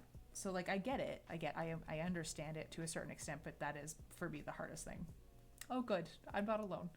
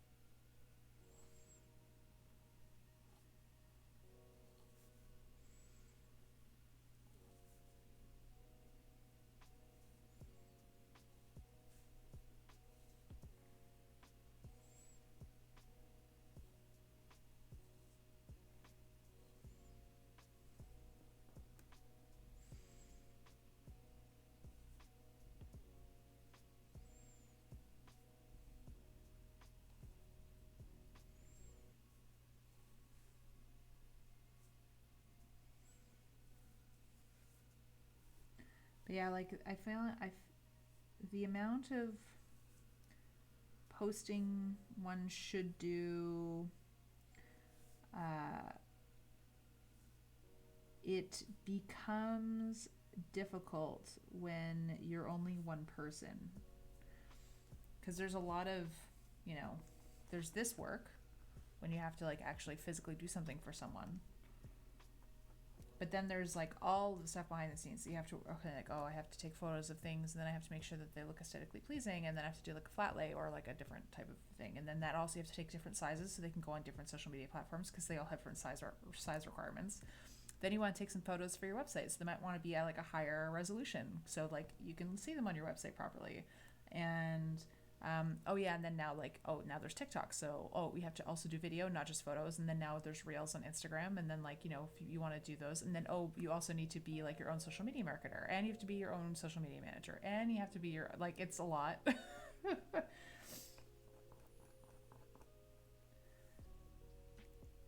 yeah, like I post semi regularly. I'd say at least once or twice a week on Instagram, if not more, for me. I've gotten better recently at like being able to semi-plan forward. Am I perfect at it? Absolutely not, but it's better.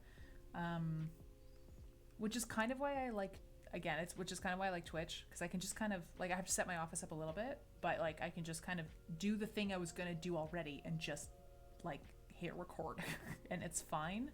And if I need to snip it up a little bit for some other platform, I can, but it doesn't require too much production, I find. I could be wrong, but that's like kind of how I see it. It's just a bit easier on my brain. And I don't mind being in front of the camera. It's fine. And I mean, if anything, I find it like it's good if you see that I make mistakes. Things aren't perfect. It's fine.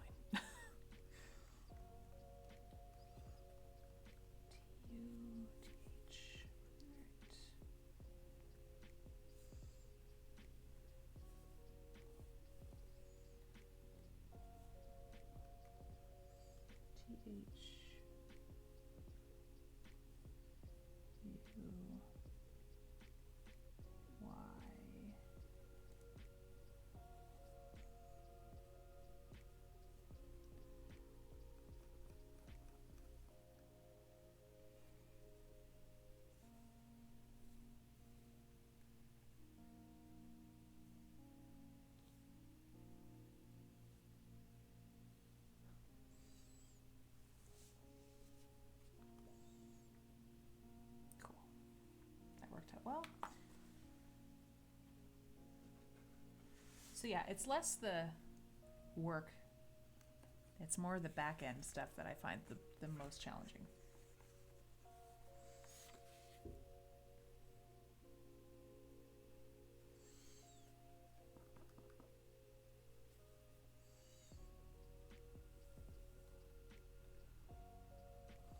Oh, and then like building a website. I've never built a website before. And like you have to learn so much stuff, which is fine. I mean, I don't mind learning. But you know, you have to learn what like SEO is and like figure that out. And like anyways, that's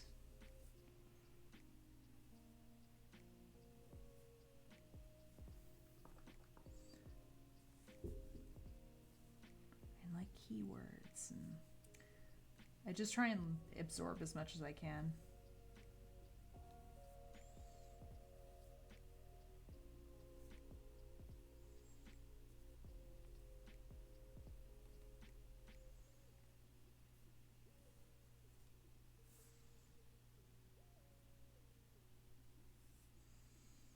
Yeah, the Etsy thing is, this is why I only do on Etsy digital art for the moment. As digital downloads, the amount of work if I had to do one-off commissions through Etsy would be crazy. Plus, they take a big commission. So usually, what I do is I will post digital work on my website and on Etsy, and Etsy has to be more expensive to offset their how much money they take off. So if you buy it directly from me, it's going to be less expensive.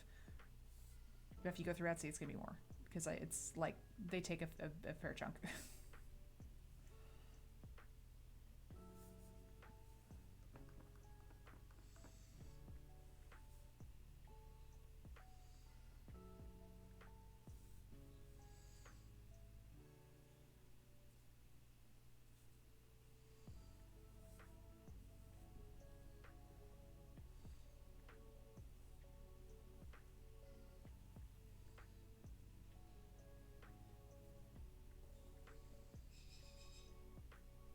Because once something is on as a digital download, like I don't have to do any work. Like it's there. It's done. It's finished. You pay me, you get to download the thing. We're good. I am a big fan of It's Good Enough. So I got my website and put it up probably in the same week. And then I fiddle with it all the time. Because I don't like trying to make things perfect before doing it. Because if I did that, I would never get anything done. So I did, like I got my website from Wix. I did it. I built it. I published it. And then as I changed things or adjusted things or got new clients or got testimonials or whatever, I would just add them as I went. I've changed the way my gallery looks like, I don't know, 15 times. It's kind of one of those things of like, I don't want perfect to be the enemy of good enough and just getting it out there. So is my website perfect? No, but it's also been in a million iterations since I've published it. I literally think was within like a week or two of me going full time. I was just like, hey, website's going up. Got to do it. Got to sit down. Got to figure it out. Got to do it right away.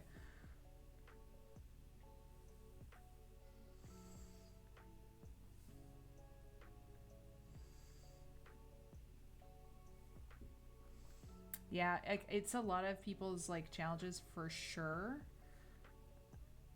Especially like calligraphy. I think especially for calligraphers, because calligraphy is such like a perfectionist type of vibe and like perfectionist type of art. So like the people who tend to like go for calligraphy also tend to be that type of personality, right? So you want everything to like look perfect and like be super aesthetically pleasing, and you want to have like your top squared off and all that kind of things, right? But the problem with that when you're thinking, or sorry, I don't want to say problem. The what can sometimes get in the way then of like you're doing whatever you need to do can be that same thought process of like it needs to be super perfect before it goes out into the public. But honestly, like I've looked at some of the things that people have paid me to do, like now, like a year and a half or 2 years later after I've been full-time, I'm like, how did someone pay me to look? It looks like shit. It looks like garbage. But like I look at it with that eye now because I've been full-time now. So like all I have to do is calligraphy. I do calligraphy all the time now. So I'm like, obviously I'm going to get better because I'm practicing more and I'm working more. But if I waited to be what I'm doing now, I wouldn't have had those jobs. You know what I mean? Like I wouldn't have had those jobs to practice while I'm doing it. And like I wouldn't be better now. And even now, like I'm looking at this, I'm like, oh yeah, no, I can definitely do better. Like at some point in time, like we'll figure it out. Yeah, exactly. Honestly, I would just do it. Just honestly, just go do the thing. Do the thing. Whatever the thing is, just go do the thing. No one's gonna judge you. Who cares? If they judge you, it's their own problem. They just, point that inwards to that person. Like you never know what's going on in someone's brain. And most of the time, like, honestly, like I would never be like, your website looks like shit. Why did you even put it up? Like I would never say that to someone. Because I'd be like, hey, you sat down and you did that. I know how much work that is. That's cool. And I would just be very like encouraging, and I need to make sure that I'm that same way with myself. You know? Be as kind to yourself as you would be to other people.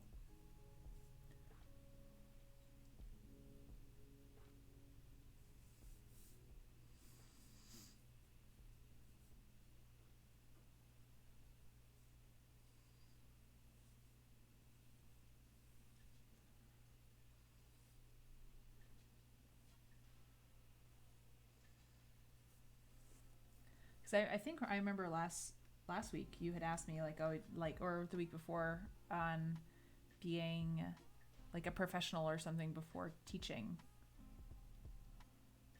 And I think I was just like, if we wait for everyone to be perfect before they are allowed to teach or allowed to do whatever or should do something, no one's ever going to be teaching and no one's ever going to do anything because everyone's waiting for themselves to be perfect, which I'm like, eh.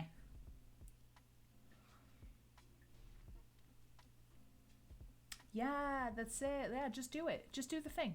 Just do the thing. Just do the thing.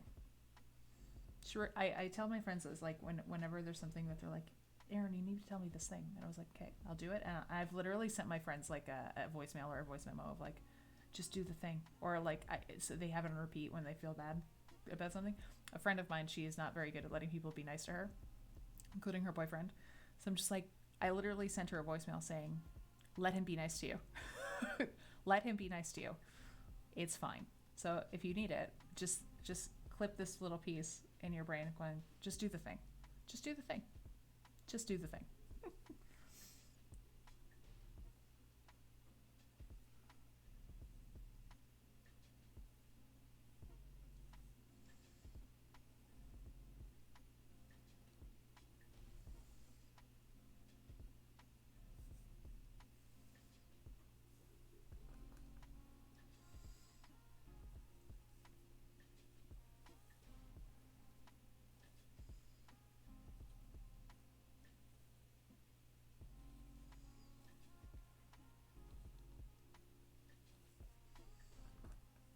So you can feel free to clip that audio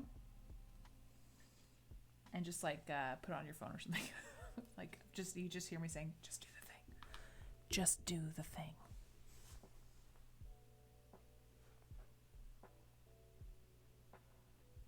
I'm missing 2. Okay, I have to cut 2 more cards and then I'll be done.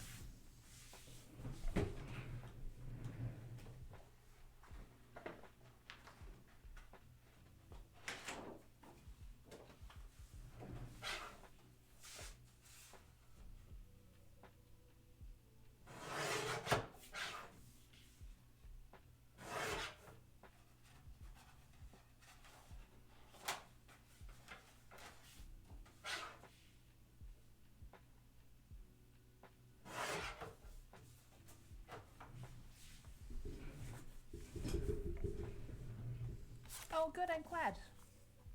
I'm glad I could be encouraging.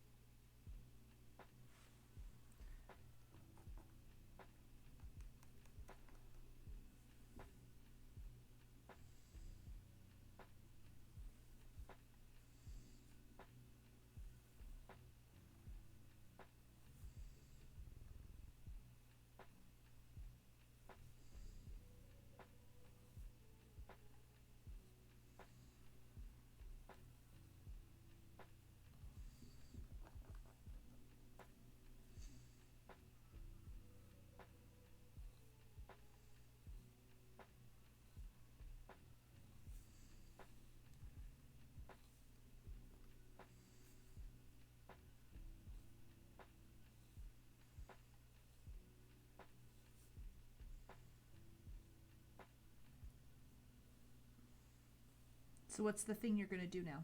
Are you going to go build your website? You should go build your website.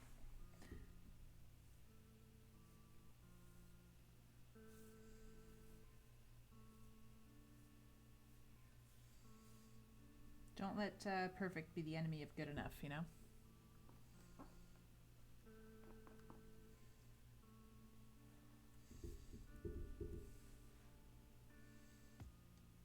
Well, there we go. Well, you have a list. A level list. Love to check things off a list.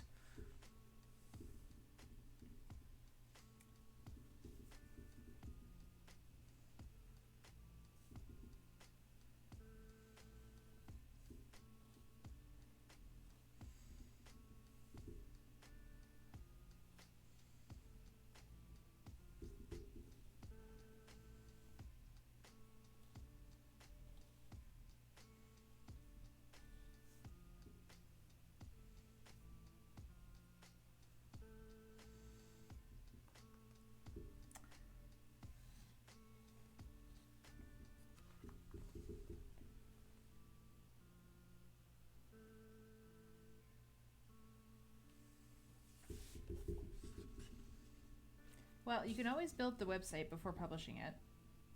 Because, well, I think at least on Wix, which is what I use for mine, I think you can do most of it for free.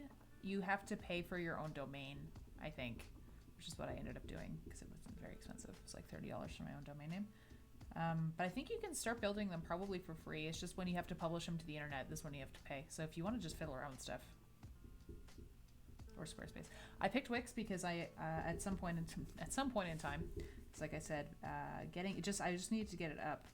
I need to make mine bilingual, which is a whole nother ball of wax because I live in Quebec, which is a bilingual province. Or no, sorry, it's a French province. I just am English, and I need to make my website in both languages. Right now it's only in English, so I'm missing out on 90% of the population of the province that I live in. And it's on my to-do list, is to get that done at some point in time.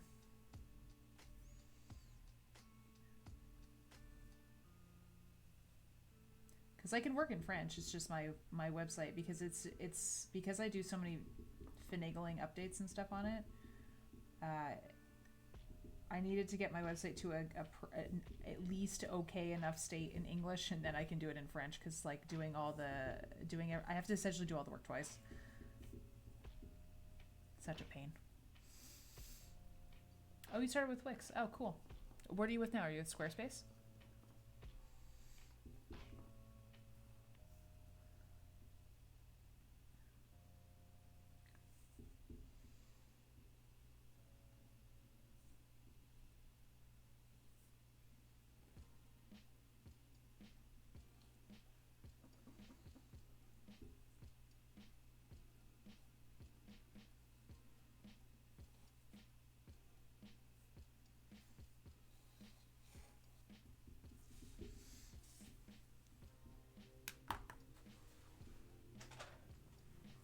I'm done.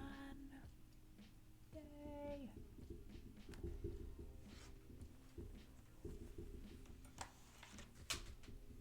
still with Wix. You did pay for a sub for a year but didn't use it. Oh no.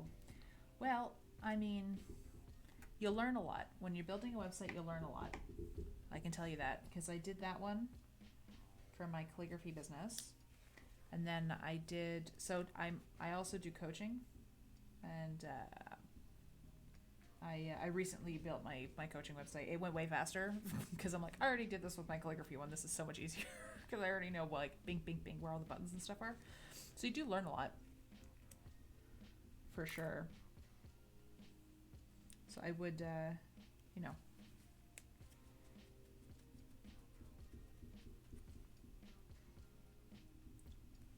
I would take a look at it. Think about it. Think about what you want to do. And then go do it. Go do the thing. The mess. My very blue cleaning water. All right, well, I'm finished all my cards, which is so fun. And for me, it is 6 o'clock, which means it is now dinner time, because I am hungry.